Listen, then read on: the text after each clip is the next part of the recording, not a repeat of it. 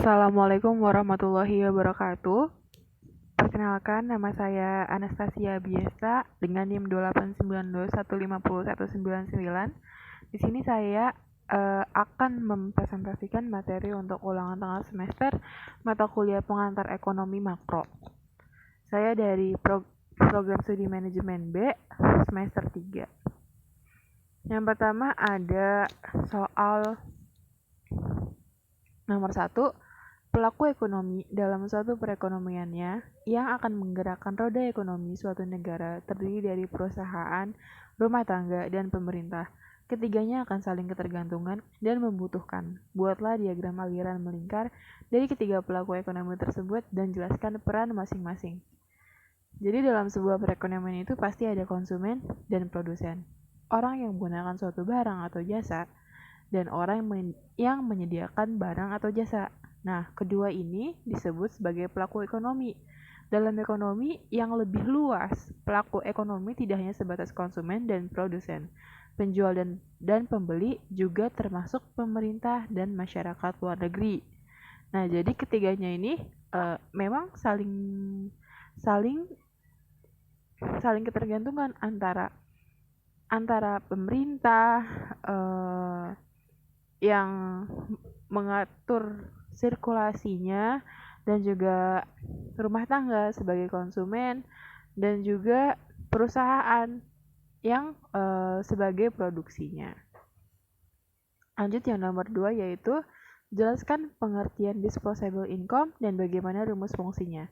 Nah, disposable income adalah pendapatan pribadi yang digunakan untuk kebutuhan sehari-hari setelah dikurangi pajak langsung seperti PKB, pajak kendaraan bermotor, PPh, pajak penghasilan, dan PBB, pajak bumi bangunan. Nah, jadi rumus disposable income ini adalah disposable income sama dengan penghasilan tahunan dikurangi pajak langsung ditambah pengurangan lain. Nah, jadi disposable income ini merupakan pendapatan pribadi untuk kebutuhan sehari-hari setelah dikurangi pajak langsung. Nah, pajak langsungnya itu ada pajak kendaraan bermotor, pajak penghasilan, dan pajak bumi bangunan. Nomor 3. Bagaimana bentuk fungsi dari konsumen setelah dikurangi pajak? Fungsi konsumen sama dengan CO ditambah CYD. Fungsi YD-nya itu YD sama dengan Y sama dengan TX. Sehingga fungsi konsumsi menjadi C sama dengan CO ditambah C dikali Y dikurang TX. C-nya itu adalah CO sama dengan CY dikurang CTX. Nomor 4. Keseimbangan pendapatan nasional 3 sektor. Apabila pendapatan sama dengan pengeluaran, bagaimana fungsi keseimbangannya? Jelaskan. Lump sum tax atau exogenous variable. Meskipun bersifat eksogen, tetapi tetap mempengaruhi konsumsi karena mengurangi pendapatan. YD sama dengan Y dikurang TX. Multiplier investigasi dengan sistem pajak tetap. Pendapatan nasional dapat berubah sebagai akibat dari perubahan investasi. Persamaan pendapatan nasional keseimbangan adalah CO dikurang CTX ditambah 1 dikurang GI dikurang C. Perubahan investasi akan mengakibatkan pendapatan nasional mengalami perubahan menjadi T sama dengan delta Y sama dengan Y1. Nomor 5. Jelaskan maksud sifat hubungan di antara MPC plus MPS sama dengan 1. MPC adalah perbandingan di antara pertambahan konsumsi yang dilakukan dengan pertambahan pendapatan disposable income yang beralih MPC sama dengan kuadrat C per kuadrat JD. Konsep MPC juga menghitung rata-rata, yaitu APC sama dengan average propensity to consume adalah perbandingan di antara tingkat konsumsi dengan tingkat pendapatan disposable. APC sama dengan C per YD. MPS adalah perbandingan di antara pertambahan tabungan dengan pertambahan pendapatan disposable. MPS sama dengan kuadrat S per kuadrat YD. Dalam konsep MPS juga menghitung rata-rata, yaitu APS, average propensity to save, adalah perbandingan di antara tabungan dengan pendapatan disposable. APS sama dengan S per YD.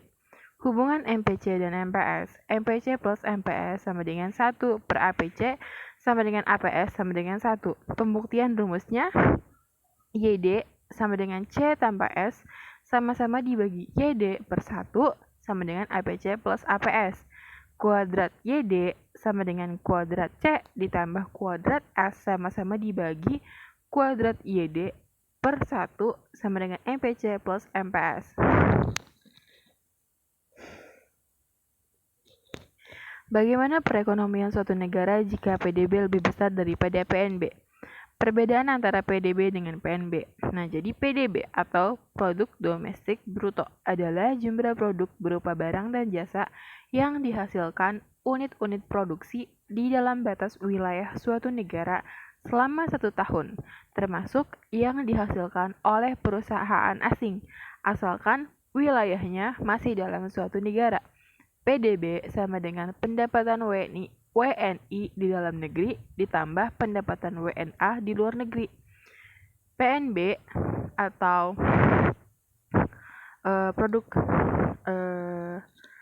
nilai produk berupa barang dan jasa yang dihasilkan oleh penduduk suatu negara nasional selama 1 tahun, termasuk yang dihasilkan oleh warga negara tersebut yang dihasilkan di luar negeri. Nah, jika perekonomian suatu negara menggambarkan nilai PDB lebih besar daripada PNB, maka tingkat produksi barang dan jasa yang mampu WNA di negara M salah satu penyebab tingkat PMA atau penanaman modal asing atau investasi yang tinggi pada negara M. Selanjutnya, nomor 7. Salah satu manfaat perhitungan pendapatan nasional adalah untuk mengetahui struktur perekonomian negara. Bagaimana cara mengetahui perekonomian negara berdasarkan sektor-sektor perekonomian yang berkontribusi terhadap pendapatan nasional? Salah satu manfaat perhitungan pendapatan nasional adalah untuk mengetahui struktur ekonomi suatu negara. Hal ini dapat dilihat dari besarnya kontribusi dari sektor-sektor perekonomian terhadap pendapatan nasional. Jika di dalam suatu negara diketahui sektor yang paling dominan berkontribusi terhadap pendapatan adalah sektor agraris, maka struktur ekonomi adalah agraris. Nomor 8. Dalam perekonomian, fungsi tabungan adalah S sama dengan minus 200 ditambah 0,2 Y. Pendapatan nasional pada keseimbangan adalah 2000. Hitunglah berapa investasi dalam ekonomi itu. S-nya 200, Y-nya 2000. Sedangkan rumus S adalah minus 2 ditambah 0,2 Y. S per 1 sama dengan minus 200 plus 400. Maka hasilnya adalah 200. Nah, ini pendapatan nasional.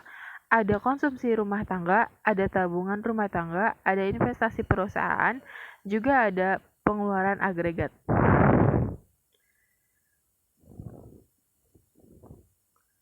Nomor 9.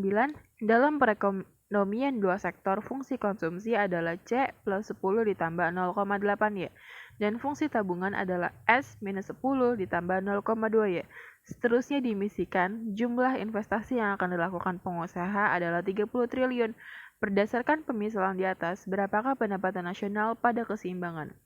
Pendapatan nasional tabungan rumah tangga atau konsumsi rumah tangga ditambah investasi perusahaan sama dengan pengeluaran agregat. Investasi perusahaan sama dengan 30 triliun rupiah. C 10 plus 0,8 Y 10 sama dengan 0,8 sama dengan 10. S sama dengan minus 10 sama dengan 0,2 Y. Minus 10 ditambah 0,2 sama dengan minus 10.